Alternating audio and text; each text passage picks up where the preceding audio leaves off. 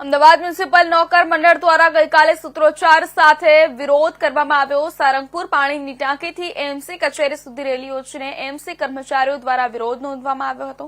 વિવિધ 19 જેટલી પડતર માંગણીને લઈને કર્મચારીઓનો વિરોધ સામે આવ્યો, જેમાં સફાઈ કર્મચારીઓ, એન્જિનિયર એસોસિએશનના 700 કર્મચારીઓ, મેનહોલ કામદાર યુનિયન 1200 કામદારો, કર્ણાવતી મહાનગરપાલિકા મજદૂર સંઘના પ્રમુખ 500,000 કર્મચારી, એએમસી હેલ્થ મેલેરિયા જનરલ કર્મચારી એસોસિએશન પણ વિરોધમાં જોડાયું હતું। એએમસી નોકર મંડળની મુખ્ય માંગ આઉટસોર્સિંગ બંધ કરાઈ કાયમી ભરતી કરવી, અમદાવાદના સફાઈ કામદારોને કાયમી સરકારી નોકરી આપવી, hospital manhole CNCD STP મેલેરિયામાં contract પ્રથા બંધ, ખાનગીકરણ બંધ કરી કાયમી ભરતી કરવા માંગ કરાઈ છે। 2006 થી 2011 સુધી રહેનાર વારસાદારની નોકરી મળી હોય તેમને કાયમી કરવા માંગ કરાઈ છે। ફાયર બ્રિગેડમાં 24 કલાકની નોકરી બંધ કરી 8 કલાક કરવા માંગ કરાઈ છે। સાથે જના કર્મચારીઓને સુરત કોર્પોરેશન મુજબ ગ્રેડ પે આપવા માંગ કરાઈ છે। સફાઈ કામદારોને 2 ટાઈમ ટ્રાન્સફર એલાઉન્સની માંગ,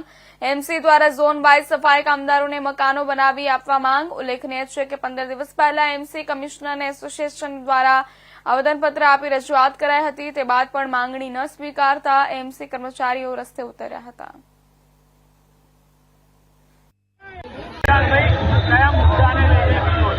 અમારા જે મુદ્દા છે, અમદાવાદ મ્યુનિસિપલ કોર્પોરેશનના 7 કર્મચારીના કોન્ટ્રાક્ટ